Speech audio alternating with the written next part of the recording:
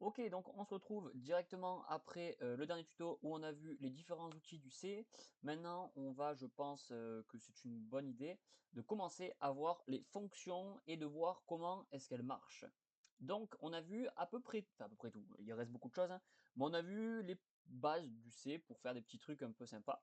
On va voir un petit peu comment marchent les fonctions. Parce qu'en fait, souvent, on va vouloir segmenter le code pour des raisons de lisibilité. En fait, très souvent, les outils du C sont présents pour nous aider à lire, à manipuler le code et sont rarement là pour le code lui-même. Parce qu'en soi, voilà, je pourrais tout faire sur un gros bloc avec uniquement les opérateurs pour des calculs et tout ça. Peut-être que les ifs sont importants, eux, par contre, mais je veux dire, au-delà des ifs, enfin, voilà.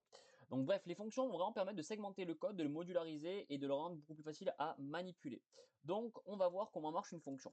Alors comment marche une fonction? C'est très simple. Admettons que je fasse une fonction que je vais appeler add et qui va additionner deux variables, enfin deux valeurs a et b, ce qui semble logique, hein, enfin logique, c'est les fonctions basiques qu'on veut montrer. Donc voilà ce qui se passe. Alors en fait, premièrement, ici, ça ne marchera pas, enfin ça ne marchera pas. Je vais enlever tous les commentaires ici, ok, parce qu'on a fini un petit peu avec tout ça, donc je vous laisse, les commentaires sont présents dans les anciennes vidéos, mais maintenant on va commencer à avoir un code un peu plus propre. Mais le problème donc ici, voilà, c'est que si jamais je veux afficher le résultat, d'accord, printf %d, que je veux afficher par exemple le résultat de 4 plus 8. Ah, je suis en unblock, pardon. Donc si je veux afficher le résultat de 4 plus 8, je disais, donc de 4 plus 8, hop, et bien là, ça ne marchera pas. Pourquoi ça ne marchera pas? Ok, ça a marché. Ok, je pensais pas que ça marche. Ça doit être que le compilateur doit réussir à déjouer le truc. Mais c'est que du coup, normalement, voilà, implicit declaration of function add, c'est que normalement, vu que c'est séquentiel, le code va regarder et il va voir que je veux utiliser la fonction add qui est décrite ici. Mais normalement, la fonction add, il ne la connaît pas encore parce qu'elle est déclarée après la fonction main. Donc en fait, ce qu'il faut faire, c'est utiliser ce qu'on appelle les prototypes.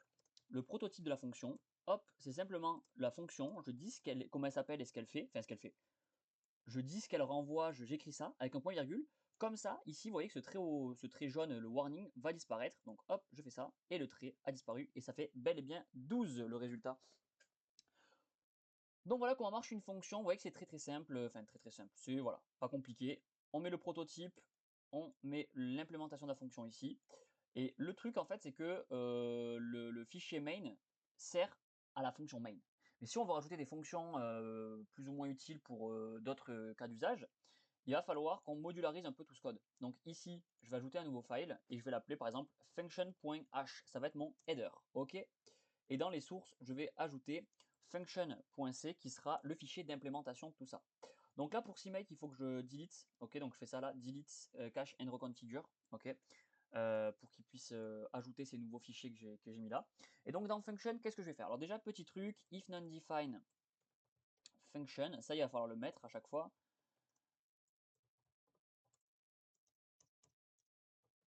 Et je vais vous expliquer de suite à quoi ça correspond. Alors du coup, c'est très simple. En fait, ça, c'est utilisé pour être sûr que function.h il soit inclus au maximum une fois. Parce qu'admettons que deux headers s'appellent mutuellement l'un avec l'autre, ok? Le problème, c'est qu'admettons function.h il appelle un header qui s'appelle header.h et header.h appelle function.h, et bien function va appeler header, qui va appeler function, qui va appeler header, et ça va se faire infiniment. Sauf qu'avec ça, ça permet d'éviter ça. Parce qu'en fait, ça c'est des consignes, donc je le redis, précompilateur. Le précompilateur va dire, ok, est-ce que le nom function a déjà été défini? Et si il n'a jamais été défini, je rentre dans le bloc if, qui est délimité par le if endef et le endif.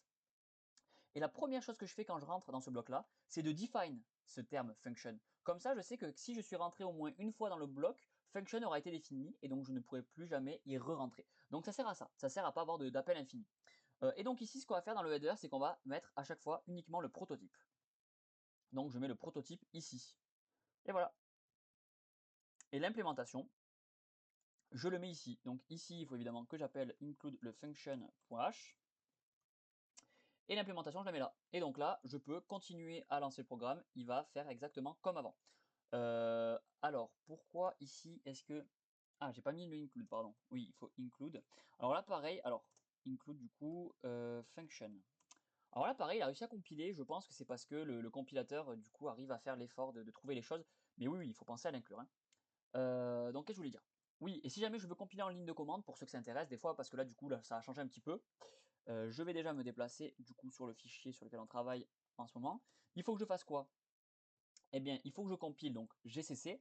Je compile les fichiers qui sont situés dans code source et je veux compiler function.c et main.c. Donc petit raccourci, étoile.c, ça correspond à tous les fichiers .c. Ensuite, il faut que je dise où se situent mes headers. Mes headers, donc je lui dis avec le trait, dash i majuscule, et je lui dis, ok, il faut que tu ailles dans code header. Et là, tu auras les fichiers à prendre, quoi. Et ensuite, l'output prog, hein, comme d'hab. Et donc là, vous voyez que prog a été créé et ça nous affiche bel et bien 12. On va supprimer prog parce qu'il ne nous sert à rien. Et je vais quitter le terminal parce qu'il ne me sert à rien non plus. Donc voilà comment marche la modularité, qui est assez pratique, et comment marche la compilation. Et en fait, c'est ce qu'il fait ici. Vous voyez ici, du coup, bon, ici, il va traverser tous les fichiers qui sont en .c dans le dossier source, code source. Ok. Et ici, ce qu'il y a à faire, c'est qu'on lui dit, OK, tu me compiles tous les fichiers que tu as trouvés dans code source.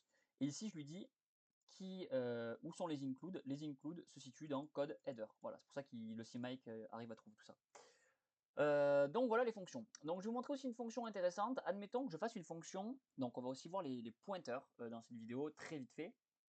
Ça va être, on va les revoir plus en profondeur à un autre moment, mais on va les voir ici parce que admettons que je fasse une fonction que j'appelle swap. Ok. Donc swap, je prends deux variables encore une fois a et b. Ok. Donc je mets le prototype ici et je vais là. Et admettons que je dise, donc je crée une variable temporaire qui va être égale à a, et donc admettons je dis a égale b, et donc b égale temps. Ok. Et donc là ici j'ai inversé a et b.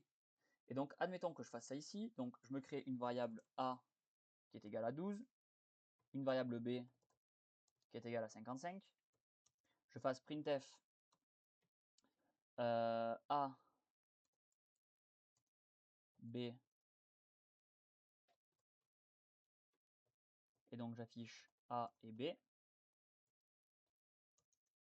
Et entre temps, j'appelle swap entre a et b. Et on se dit, ok, ça va du coup inverser a et b. Et donc, évidemment, je ne vous montrerai pas ça s'il n'y a pas un problème. Vous voyez que ça ne marche pas. Et donc, pourquoi est-ce que ça ne marche pas? Tout ça, ce serait censé marcher.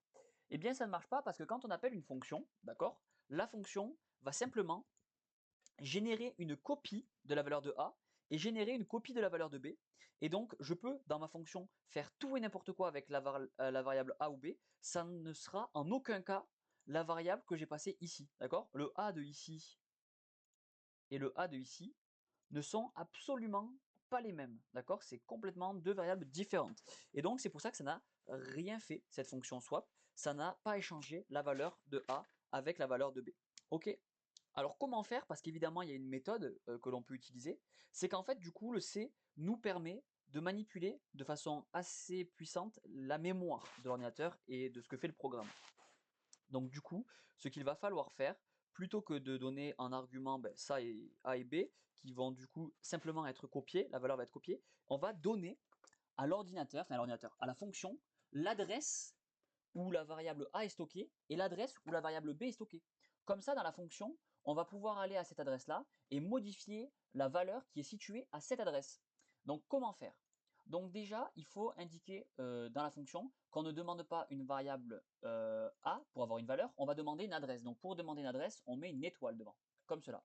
Donc évidemment, vu que le prototype maintenant demande une adresse et demande plus une valeur entière, il faut aussi dire qu'ici, je demande l'adresse qui m'indique là où est stockée une valeur entière. Et donc ici, pareil, je ne peux plus donner A et B parce que A c'est la valeur de A et B c'est la valeur de A.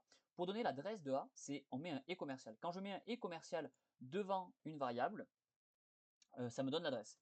Mettre une esperluette, un et devant une variable me donne son adresse en mémoire. Voilà. Et donc du coup, ici, j'ai ça. Par contre, le problème, c'est qu'ici, je ne peux pas dire temps égale A. Parce que temps, c'est quoi? Temps, c'est une variable entière, alors que A, ce n'est pas une variable entière. C'est l'adresse qui pointe vers une variable entière. Et donc ici, pour parler de la valeur, il faut que je mette une étoile devant. Donc temps est égal à la valeur qui est contenue à cette adresse. La valeur contenue en A est égale à la valeur contenue en B. Et la valeur contenue en B est égale à temps. Et donc là, la fonction swap va marcher. Vous allez voir, hop, avant A égale 12 et B égale 55, après, c'est l'inverse. Donc en fait, voilà comment il faut faire. On peut manipuler directement les variables en allant les chercher à leur emplacement mémoire d'ordinateur. Et donc ça, c'est très puissant. Et donc ça, c'est ce qu'on appelle les pointeurs. Donc la vidéo n'a pas pour but de présenter les pointeurs, mais je les montre un peu dès maintenant parce que c'est super important de comprendre que quand on passe des paramètres à une fonction, en fait, on ne passe pas la variable elle-même, on va donner simplement la variable pour que la fonction puisse faire une copie pure et dure de la valeur de cette variable. D'accord? Voilà. Donc les pointeurs, c'est pas forcément facile, c'est un truc où les gens ont un peu du mal, je crois, des fois. Moi, je me rappelle plus, je crois que j'ai eu du mal. Enfin, en fait, on peut faire des trucs assez fous avec les pointeurs, donc ça peut devenir un peu compliqué. On verra ça par la suite, hein. Donc voilà. Du coup, voilà. Est-ce que j'ai d'autres choses à faire?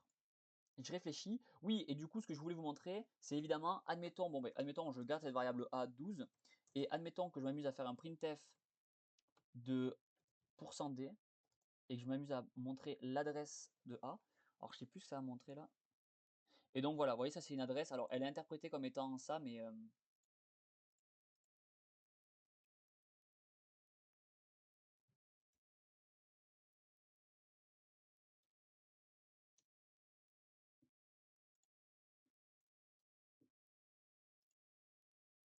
voilà, ça c'est l'adresse en hexadécimal de ma variable A. Parce que ça montre, ça print en hexadécimal les choses. Donc l'adresse en hexadécimal, c'est ça. Si j'avais mis 0B, ça me le montre en binaire normalement. Ah non, en binaire, je sais plus comment faire.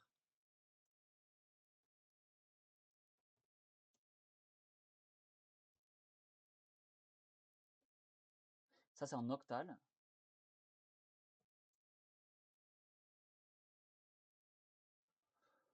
Enfin bref, je sais plus. Mais du coup voilà, vous voyez que ça me montre bel et bien l'adresse de A.